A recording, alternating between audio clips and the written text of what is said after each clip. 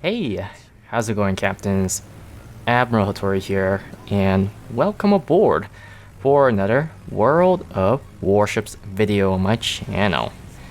In today's video, I will be taking a look at the new Tier 8 German aircraft carrier, the August von Parseval.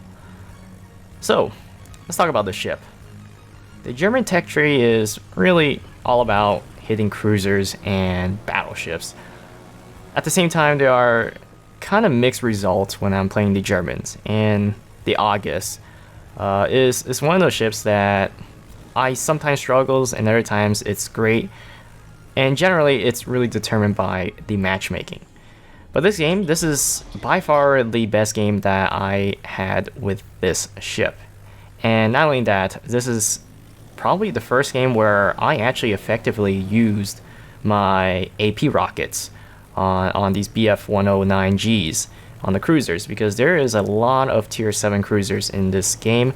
There are no destroyers, which means that I don't really have to worry about them, since the German aircraft carriers, they lack the defense in terms of planes against destroyers.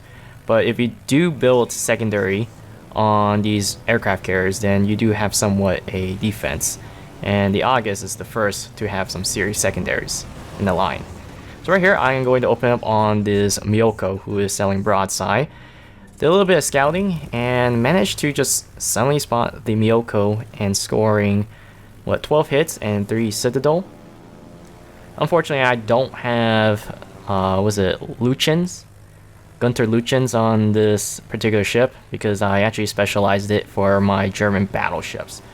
I'm still trying to decide whether I should specialize my Luchins on aircraft carriers, because I feel like that one thing that I found on the August is that it really runs out of planes late game, and depending on how you play your planes, basically, will determine how well you will be able to make an impact late game. Because if you have no planes, then you can't really make that much of an impact, and that's the thing about the German aircraft carriers. It's all about speed, not so much on the armor.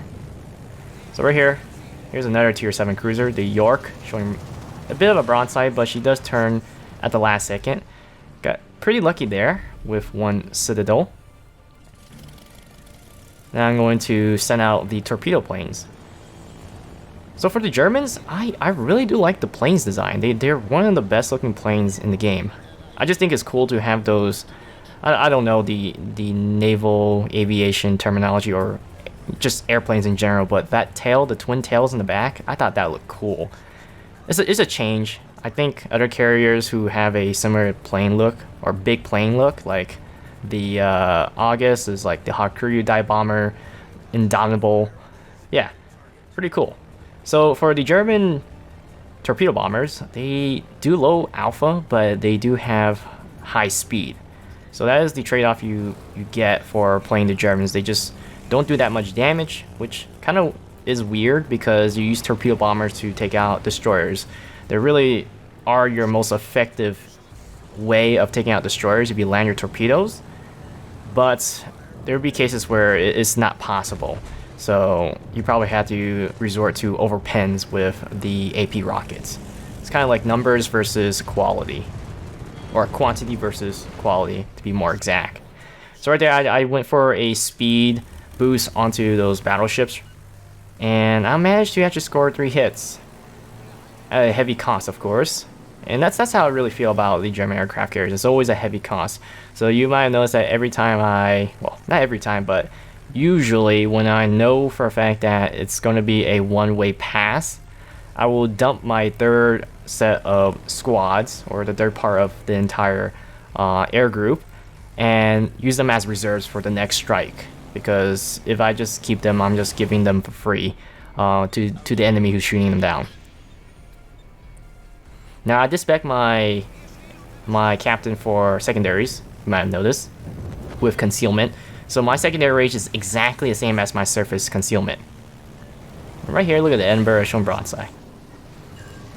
Got 2 Citadel right there. I was hoping for a little bit more.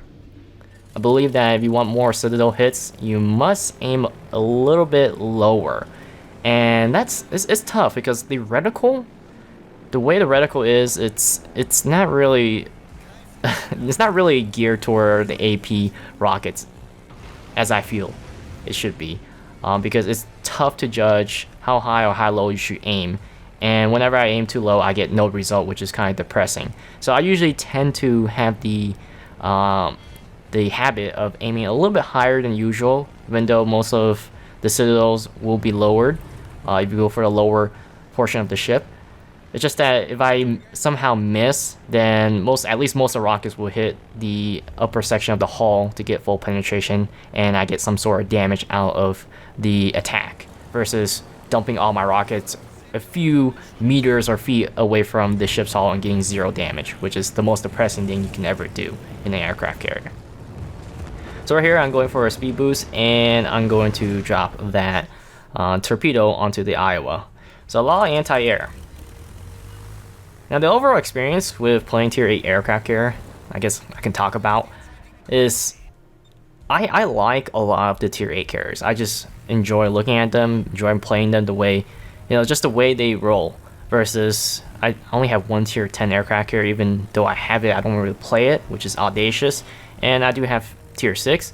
The problem with Tier 8 is that I think most of the time, 80% of the time that I play my carriers at Tier 8, I usually just get up tier. And being up tier is just not fun playing aircraft carrier, because on average I probably do like 30,000 damage or 40,000 damage. And the best I can do in up tier is to spot for my team.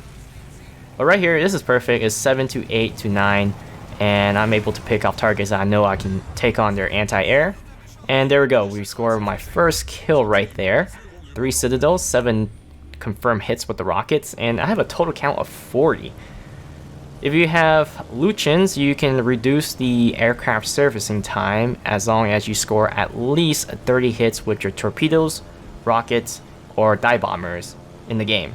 And again, I don't have Luchins on this ship, so technically I should get some aircraft restoration time. The rate of aircraft can get on the deck should be quicker, but since I don't have Luchins, it just sucks. So I'm trying to decide what to strike next. I was going to strike that Bismarck, but that Bismarck is going to die anyways. Now I'm left with several choices here. I can either strike the group of ships on the right or strike that other opposing August, and I do choose to strike the August here because I think the anti-air on the right is just too strong, because we're talking about a Izumo and a Alsace. So normally AP bombs, they overpen aircraft carriers, and for the Germans they do overpen the aircraft carrier, but I do see some results where the AP bombs actually manage to citadel the aircraft carrier, and it's kind of rare, but it is possible to citadel German aircraft carriers or aircraft carriers at Tier 8 in general. I think any Tier 8 aircraft carrier you can actually citadel. Tier 10 I don't know because they got thicker armor. Of course, the armor flight deck, which is kind of odd because the Manfred von Richthofen is the only aircraft carrier that isn't armored to the deck, but is definitely armored to the hull. So here we go again with my BF 109Gs and trying to see if I can get a broadside on this Tier 7 Royal Navy heavy cruiser, I believe. So I don't rush in, of course, because the AP rockets, if the target is angled, then you're just not going to get anything out of it. So right here, I'm choosing the opportunity to strike because she's showing some sort of broadside and she's focusing our friendly Zara here, or Zara, and she just angles just in time. So I do get full penetration, but it's not really that great of damage right there. Let's see what I'm going to field out next. So my team clearly has the advantage. We have more ships and we are grouped up, but looks like the enemy team is going to pull some crazy strategy to screw up this formation. So the Zara charges in, and of course she's going to die to the 2 Tier 9 battleships. I don't know why, but it is what it is. Was that the Zara? Oh no. Oh no, that's another Zara. Well, I just foreshadowed the next event, but you can clearly see in the map, this Zara is going to die by charging into these 2 battleships. And see, I can line up this torpedo run. It looks good, but it's a little bit too ahead. One of the torpedoes are a little too ahead, so actually I should score all three. So 100% perfect accuracy on that run. Gonna pull out the dive bombers. Now, what sucks about doing dive bombs is that, well, for the Germans, they fly higher than usual, and I thought that there would be some sort of benefit of doing that, but there is really no benefit. It actually works against you. I guess other than just getting attacked right away, because like the Japanese, they fly a little bit high, then they dive, but for the Germans, they just straight up dive. And the problem with flying so high is that you tend to can't see where your reticle is at while you're trying to dodge the flak. And that is a massive issue when it comes to playing the German aircraft carriers for me, because sometimes I just don't see where my reticle is at, and then I overestimate or underestimate my drops because I'm too focused on the flak. Or if I focus on the reticle, I will somewhat crash into one of the flags randomly and knocking out half my planes, or just pretty much forget the run. Just don't even bother with the run because they're just gonna be chewed up by the anti-air by the time I get there. So what's it? The Surrey is low. I'm pretty sure that's how you pronounce this ship name. Sometimes ships have really, well, actually English has a really weird pronunciation at times. So like the Cheshire right there is actually Cheshire, not Cheshire, even though intuitively the way the name is pronounced looks like it should be named or pronounced Cheshire, but it's Cheshire. So Surrey is right here, and she's going to show broadside, and I'm pretty sure I'm going to secure this kill. And there goes that ship. So somehow we lost majority of our ships. The people in the middle portion who are coming from A, they managed to break up. I don't know what went wrong there, but this side of the flank is definitely done once the Massachusetts goes down to the two battleships right there. And those two battleships, they are in a division, so I'm pretty sure they're going to be able to just focus fire the Massachusetts just like that. So I'm trying to decide how I'm going to approach this, because if I charge right into them, obviously they're going to chase me down and knock me out, which is something I don't want to do.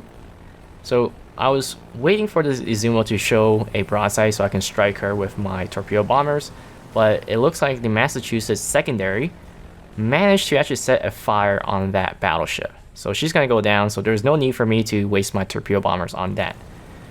Now I switch my attention to the Alsace, and I'm going to reroute my carrier towards the center, because at this point there's really no point of evading or running away, I guess, from the enemy, because they're going to take the B flag with the Alsace and flip the points here. So in the worst case scenario, I might have to get into secondary range and just battle out and hope for the best that I might be able to win the game just by sinking these ships. Now the Izumo is monkey in the middle right now with the aircraft carrier, the Edinburgh, and the Odin. I'm trying my best to take out the Alsace first. Now I've been debating whether I should focus the Alsace at this moment or try to knock out the ships that are chasing the Izumo. I chose to go for the Alsace because he's the closest target and the fastest way I can just get to and put some damage downrange and try to knock out this ship before I worry about the other ships. Now if I went for the Odin or the Edinburgh, I wouldn't know how it would turn out, but I feel that if I even knocked out the Odin or Edinburgh, the aircraft carrier will still knock out the Izumo. So I was determined to just go for the Alsace. So right here, I'm going to line up my dive right here. Now, unfortunately, for the Germans, generally the French battleships, even though they're considered lightly armored because they're 32mm all over the place like the Royal Navy battleships, but for the French, they have such crazy armor scheme, some kind of special armor scheme, that they're almost completely invulnerable, if not invulnerable, to German AP bombs. Or AP bombs in general. I don't know what it is. There's some sort of layer armor scheme to it, but yeah, I am unable to actually do some effective damage to the Alsace.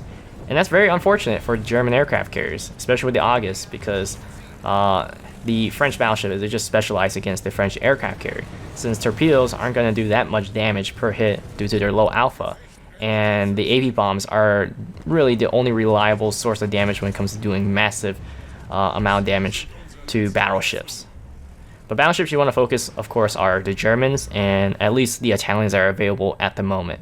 So the Littorio and the Roma, because those guys are definitely susceptible to AP bombs. Japanese, sometimes they can be difficult, other times they can be very easy. But if you see a Nagato, they're easy target. Fuso, easy target. Amagi, sometimes easy, sometimes not easy. Izumo, Yamato. I feel like Yamato is actually one of the easier ships to get your Citadel, but at times I might not get any luck with it. But for the Yamato, you want to aim for the engines versus the turrets if you want to Citadel on the Yamato. So my secondaries are opening up on the Alsace. Now, between the Graf Zeppelin and the August, or the German aircraft carriers in general, even the Manfred von Richthofen, their secondaries are only 105s, which means that the Graf Zeppelin actually has the best secondary in the game compared to the German aircraft carriers, to the tech tree. The August, the only advantage that the August has is the range. As you might notice, it's 10 kilometers versus 9.4 kilometers on the Graf Zeppelin. But the 150s on the Graf Zeppelins are ridiculously powerful. They're just absolutely destructive against anything that I face. I remember actually battling out against a full HP Colorado with my secondaries on the Graf Zeppelin, and I managed to take out the Colorado with most of the damage. Majority of it was from my secondaries. But the problem with the 150s on the Graf Zeppelin is that you have to show full broadside if you want to get all of your 150s to fire on the target. In the case of the Alsace, if I had my Graf Zeppelin, I'm pretty sure I would have taken out this Alsace in no time, since Alsace armor is no match against the 150 penetration. But with the 105s that you find on the August, it can only penetrate the superstructure and maybe the hulls and bows of lower tier ships or cruisers in general. But yeah, they're not that great, and they're really not as accurate as the 150s on the Graf Zeppelin, because if you've seen the dispersion on the Graf Zeppelin 150s, they're very tight. So here we go. I'm going again with my dive bombers, and then drop from this high. No luck. Dead center of the ship, but still no luck. So yeah, at least for August, for me, I don't think I ever Citadel the Alsace. So at this point, I am completely out of planes, and looks like the Alsace will be able to get one more salvo on me, which will end my ship. Aside from that, I hope you guys enjoyed this video, and I'll see you guys next time on my channel.